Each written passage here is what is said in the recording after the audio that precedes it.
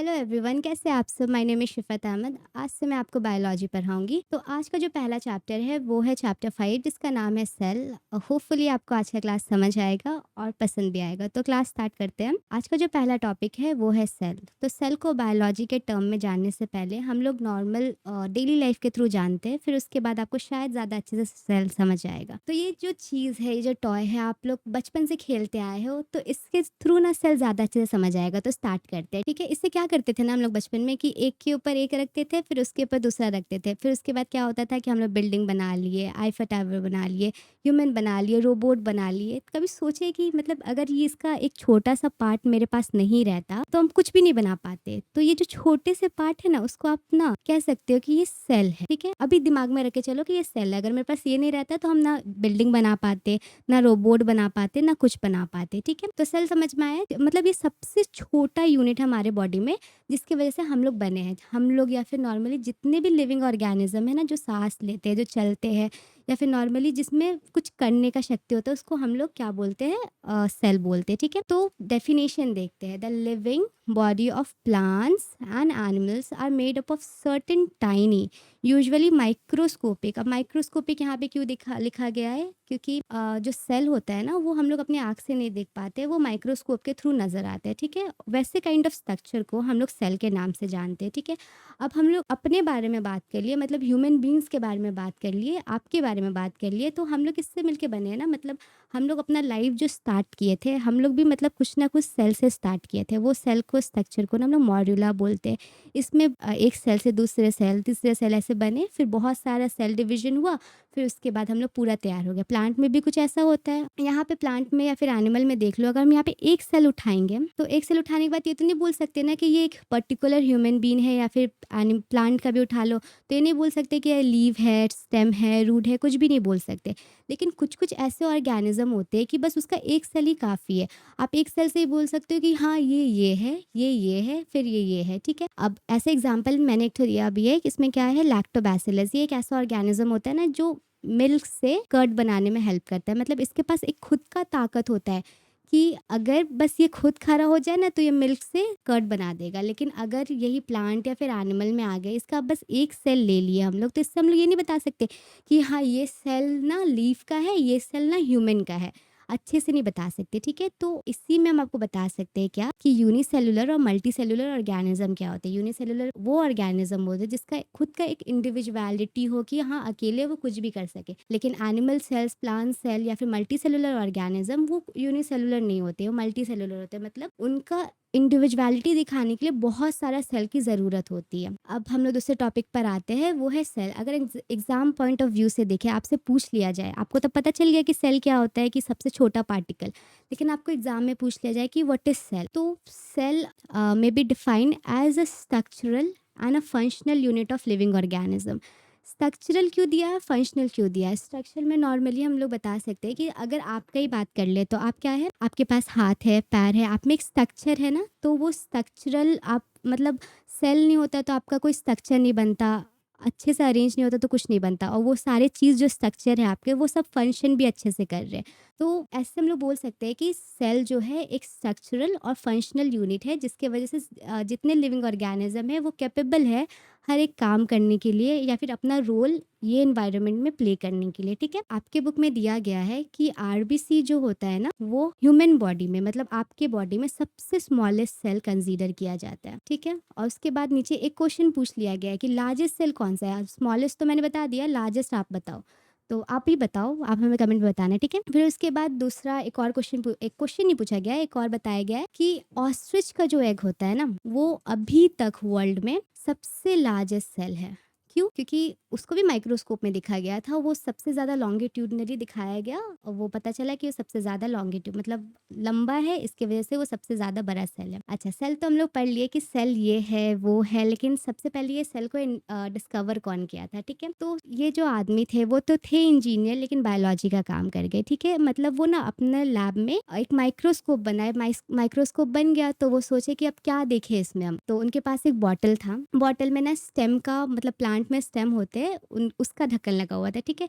तो वो सोची चलिए उसको ही देख लेते। जब इसको उन्होंने इनके अंदर देखा तो उसमें ना कुछ एक ऐसा हनीकॉम्ब जैसा स्ट्रक्चर मिला, ठीक है। अब वो तो हैरान हो गए कि मतलब ये कैसा हनीकॉम्ब का स्ट्रक्चर है, तो इसमें बहुत सारे पार्टिकल्स छोटे छोटे दिखे। तब उनको लगा कि हाँ मतलब जितने भी लिविंग ऑर्गेनिज्म है वो छोटे छोटे पार्टिकल से मिलके बनते हैं। और वो छोटे छोटे पार्टिकल को उस दिन से उन्होंने बोला कि आज से हम इसको सेल बोलेंगे। अब उन्होंने बोलना स्टार्ट कर दिया सेल, और सबसे पहले उन्होंने ही देखा था। तो अब जितने भी लोग पढ़ते हैं सेल के बारे मतलब ये स्ट्रक्चर के बारे में, उसको सेल के नाम से ही जानते हैं, ठीक है। तब से वो फेमस भी हो गए। डेफिनेशन देख लीजिए, the term cell was first use by Robert Hooke, एक इंग्लिश इंजीनियर थे। उन्होंने ये काम 1665 को किया था। कब कैसे, एक बॉटल को माइक्रोस्कोप के अंदर में देखते हुए, ठीक है। और साइटोलॉजी हम लोग अभी जो कर रहे हैं उसको साइटोलॉजी मतलब हम लोग सेल के बारे में पढ़ रहे हैं ना, तो उसको साइटोलॉजी बोलते हैं, ठीक है। तो आपने समझ लिया कि सेल क्या होता है, सेल का डिस्कवरी कैसे हुआ। अब एक सेल उठाते हैं, अब अच्छे से पढ़ते हैं कि मतलब सेल के अंदर कौन कौन से पार्टिकल्स है, कौन कौन से स्ट्रक्चर्स है, सेल के बाहर कौन कौन से स्ट्रक्चर है, और उसको अच्छे से डिटेल में पढ़ते हैं, ठीक है। तो उसमें जो सबसे पहला स्ट्रक्चर आता है मतलब सबसे आउटर में लाई करता है, उसको हम लोग सेल वॉल बोलते हैं। और सेल वॉल ना नॉर्मली क्या होता है ना कि वो बस प्लांट सेल में ही पाया जाता है, एनिमल सेल में पाया नहीं जाता। तो पहले हम लोग प्लांट सेल को पढ़ लेते हैं, फिर एनिमल सेल पर आएंगे, ठीक है। तो सेल वॉल डेफिनेशन देखिए, उसके बाद हम आपको डेफिनेशन से अच्छे से बता देंगे। The thick, rigid, porous, permeable, non-living outer envelope of plant cell made up of cellulose is called cell wall, ठीक है। सबसे पहला इसमें क्या बात किया कि ये थिक रिजिड होता है, ठीक। मतलब कि ना ये ना प्लांट सेल में ये बहुत मोटा होता है और थोड़ा सा मतलब टाइट टाइट जैसा होता है, इसकी वजह से इसको थिक रिजिड बोलते हैं। और इसके ना बीच में कुछ पोर्स प्रेजेंट होते हैं, मतलब कि बाहर का सब्सटेंस अंदर आ सकता है, अंदर का सब्सटेंस बाहर जा सकता है। अब ये वाला जो फीचर है इसका, बाहर का अंदर जा सकता है, अंदर का बाहर आ सकता है, तो इसको हम लोग परमिएबल बोलते हैं, ठीक है। अब आपसे कोई पूछा कि ये जो सेल वॉल है वो लिविंग है या फिर नॉन लिविंग है, तो आप बोलिएगा कि ये नॉन लिविंग है। इसके थ्रू आप नहीं बता सकते कि मतलब अगर आपको नॉर्मली बस सेल वॉल मिल जाए तो आप उसको लाइफ कंसीडर नहीं कर सकते, क्योंकि ये डेथ होते हैं, ठीक है। ये आउटर एनवेलप है प्लांट सेल का, और ये नॉर्मली सेलुलोज से मिलकर बना है। अब आप पूछेंगे कि ये सेलुलोज क्या होता है, तो आप वेट करिए, आगे का चैप्टर में आपको अच्छे से बता देंगे, ओके। और ये इसको सेल वॉल बोलते हैं। ये जो सेल वॉल है मोस्टली प्लांट सेल में पाया जाता है, एनिमल सेल में नहीं पाया जाता है। अब यहाँ पे ना मोस्ट लिखा गया है।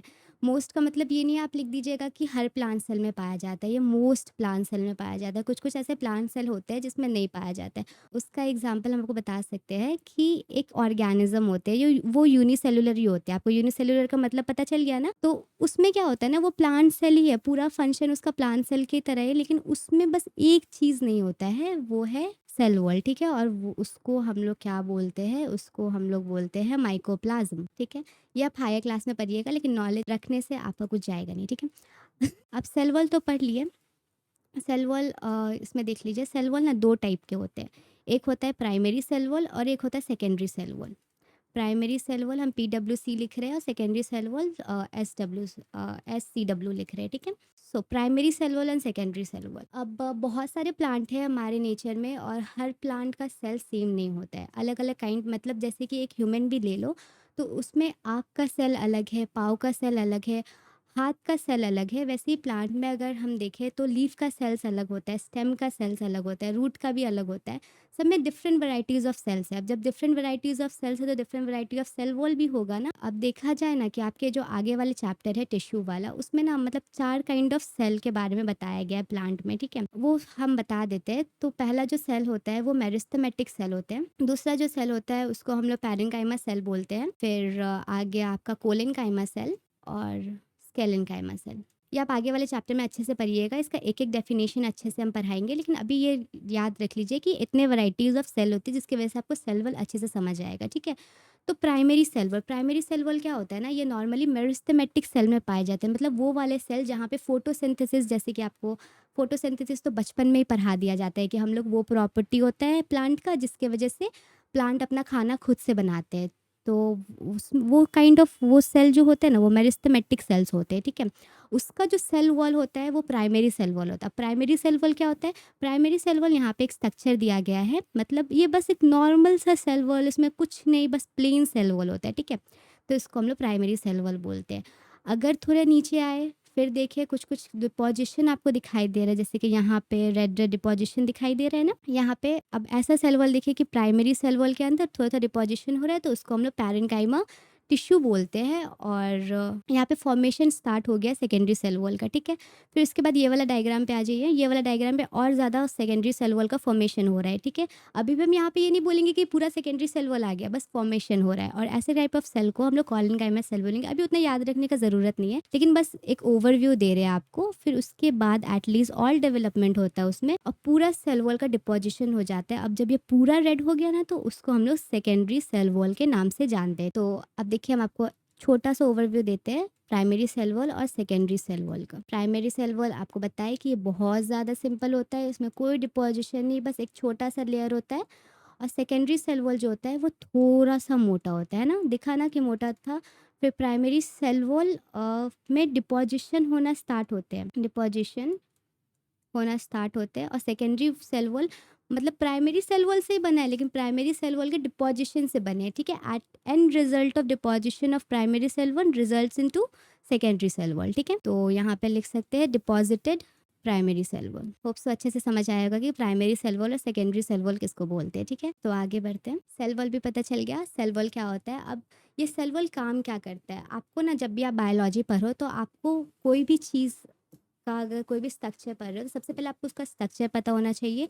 उसका उसके स्ट्रक्चर के अंदर क्या-क्या चीज़ है वो पता होना चाहिए। आपके बॉडी पे कहाँ लाई करता है या फिर नॉर्मली प्लांट के बारे में पढ़ रहे हैं, प्लांट में कहाँ लाई करता है और उसका काम क्या है। ये 3 बातें याद रखना ज़रूरी है अगर आप बायोलॉजी पढ़ रहे हो और एग्ज़ाम में भी बस यही लिखना होता है कि कहाँ पाया जाता है, कैसा दिखता है और काम क्या करता है। बस ये 3 चीज़, ठीक है? तो फंक्शन देखें सेल वॉल का, सबसे पहला फंक्शन क्या है? Shape and rigidity. अगर प्लांट सेल आपको पता होता है ना कि प्लांट सेल बहुत अच्छे शेप में होते हैं, एक हेक्सागोनल ऐसे काइंड ऑफ शेप में होते हैं, तो इसका शेप मेंटेन करने में हेल्प करता है सेल वॉल। मतलब यही शेप में रहेगा सेल वॉल, ठीक है? मतलब प्लांट का सेल, ठीक है? ये प्रोटेक्शन में भी हेल्प करता है। अगर बारिश हो गया ज़्यादा, तो ज़्यादा बारिश में ऐसा तो नहीं होता ना कि लीफ के अंदर पूरे पानी घुस जाते हैं। प्रोटेक्शन काम कर रहा है, एक लेयर बना दे रहा है कि नहीं अब इसके अंदर पानी नहीं घुस सकता है। इतना पानी आ जाओ जितना नीड है, जितना फोटोसिंथेसिस के लिए सनलाइट चाहिए, उसके बाद तुम लोग जाओ बाहर। फिर उसके बाद ये सेल को चिपकने से मतलब चिपकने से या फिर बर्स्ट होने से हेल्प करता है। श्रिंकिंग या फिर बर्स्टिंग में हेल्प मतलब प्रिवेंट करता है, ना उसको ज़्यादा सिकुड़ने देगा, ना ही बर्स्ट होने देगा। तो आज की क्लास में हम लोग क्या पढ़े? सबसे पहले हमने देखा कि सेल क्या होता है, फिर डिस्कवरी देखा कि सेल का डिस्कवरी कैसे हुआ, क्यों हुआ, कौन किया, कब हुआ। फिर उसके बाद हमने देखा कि सेल वॉल क्या होता है और सेल वॉल का फंक्शन क्या है। हो सके तो नोट्स बना लेना। तो आज की क्लास में इतना ही। अगली क्लास में हम लोग स्टार्ट करेंगे सेल मेम्ब्रेन और प्लाज्मा मेम्ब्रेन से। होप सो आज का क्लास आपको एकदम अच्छे से समझ आया होगा। अगर कहीं पे कुछ समझ ना आए हो या फिर कोई कन्फ्यूजन हुआ हो तो आप प्लीज़ कमेंट सेक्शन में बता दीजिएगा। हम पूरा कोशिश करेंगे वहाँ पे आपका डाउट क्लियर करने के लिए। मिलते हैं आपसे नेक्स्ट क्लास में। Thank you.